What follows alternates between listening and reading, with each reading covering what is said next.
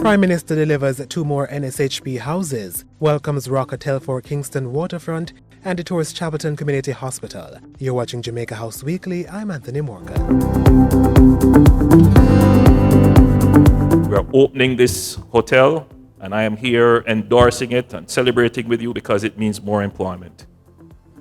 It means more income in people's pockets.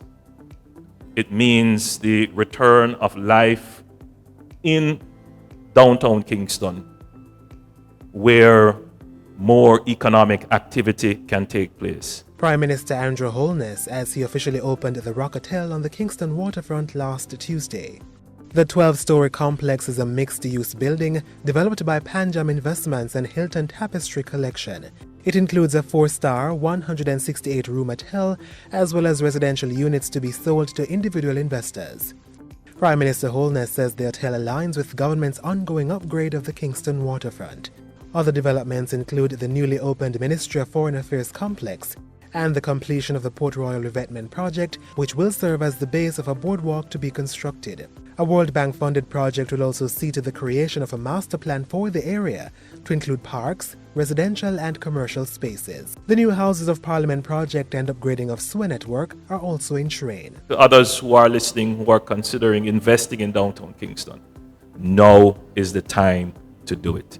The government is a strong and determined partner in the development of downtown Kingston. On Wednesday, the Prime Minister was in North Central Clarendon, where he handed over 2 dwellings under the new social housing program NSHP. 87-year-old Lillian Winter of Woodhall received a 3-bedroom unit worth $7 million. And 57-year-old Trout Hall resident Albert Logan received a $4 million 1-bedroom house. So if rain fall for the whole week, I'm feeling it and I cry. I cry and say, God, one day the MP member about me, one day the Prime Minister member, one day the people remember about me. But I look and I really thank you, and I say blessing, blessing. I'm sure that everyone watching this would be of the view that no Jamaican should be living in this standard. And so the government has a duty to intervene. The government has a duty to provide housing, social housing. You may not be able to pay for it, but the standard of our society should be that no Jamaican should be living like this. In the meantime, Prime Minister Andrew Holness is refuting criticisms of inefficiency with NSHP's current development model. The Prime Minister asserts that what some may see as the ad hoc distribution of singular dwellings in various communities is a reflection of how dispersed the need is, with the problem of substandard housing not centralized to any one area. He says it is therefore incumbent on the government to meet the people where they are. The issue is that the beneficiaries, the people who need these houses, are not all in one place in Jamaica. They're all over.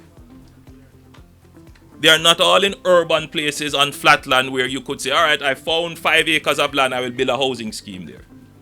So the fundamentals of social housing sometimes do require us to bring the solutions to the people. And as he handed over NSHP houses, Prime Minister Holness revealed that the 2022 National Population and Housing Census would capture data on the number of Jamaicans living in substandard dwellings. Mr. Holness says the information will allow the state to expand the impact of the social housing program to 600 units per year. So that we get an idea of what the budget should be to help the most vulnerable in the society. The Prime Minister says submissions from members of Parliament show that about 6,000 households are living in substandard conditions, while another 10,000 persons need social housing intervention. No matter how poor the country is, there must be a certain standard of shelter that every Jamaican is entitled to. And while in North Central Clarendon, Prime Minister Holness toured works being undertaken to upgrade the Chapelton Community Hospital.